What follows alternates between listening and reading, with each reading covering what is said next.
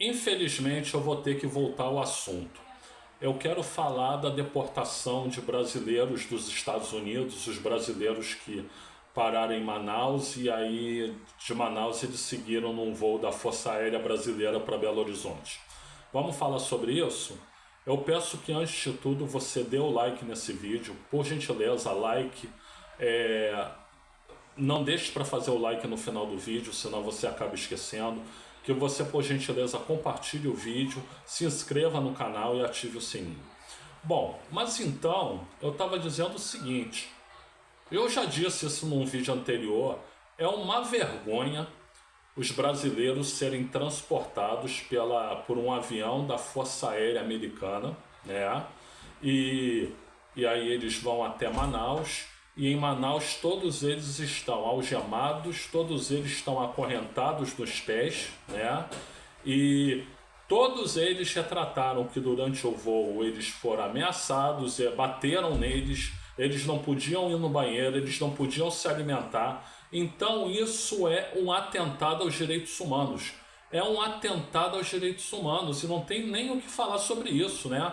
Então o Itamaraty chamou aí o embaixador dos Estados Unidos para pedir explicações, muito bem feito, né?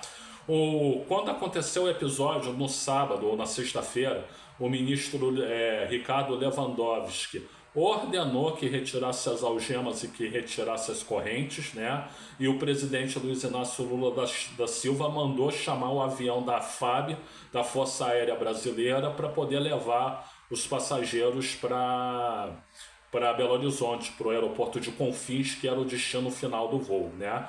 E os americanos não, eles se recusavam a isso, não queriam eles próprios levar. Ora, se já estava em solo brasileiro, é responsabilidade do Brasil, não é responsabilidade deles, né? Mas por que eu estou voltando a isso tudo?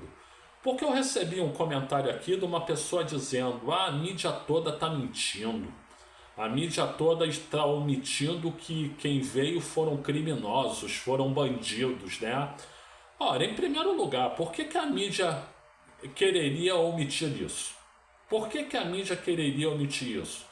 Que todos são bandidos, que todos são marginais, meliantes, etc. Né? Eu não vejo motivo algum para a mídia querer não citar isso se for verdade, né? Agora, segundo ponto, mesmo que seja todo mundo bandido ali, né? Não precisa botar algema e não precisa botar corrente.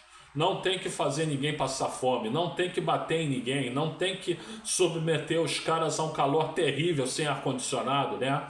Isso é uma indignidade, né? Eu não sou daqueles, gente, que diz que direitos humanos são para humanos direitos. Sabe por quê? Porque a definição de humanos direitos é uma definição muito complexa, né? Eu acho que direitos humanos são para todos, inclusive para bandidos, né? O que o bandido precisa, se for o caso, é ser preso, né? Ser detido, né? Como, aliás, vai acontecer com o senhor Jair Messias Bolsonaro um dia desses, né? Mas não maltratado, né? Maltratos são coisas medievais, são coisas de outras épocas, né? Os direitos humanos precisam ser respeitados, né? E o Donald Trump, naquela arrogância toda dele, né? E de sua equipe por extensão, não respeitou isso, não respeita isso, né? Não é especificamente com o Brasil, eles fazem isso com todos os países que eles chamam de cucarachas, né? E, enfim, é lamentável, é deplorável que o Brasil bote uma posição firme nisso aí e que não aceite mais. Mesmo que, como a Colômbia propôs no início, infelizmente voltou atrás, né? Ou eu acho que voltou, que o Brasil vá buscar os deportados lá nos Estados Unidos, né? Mas fazer isso não. Isso aí é uma afronta aos direitos humanos. Gente, eu sou o Luiz Felipe Chateaubriand, eu agradeço aí pela assistência, muito obrigado a todas, muito obrigado a todos, né?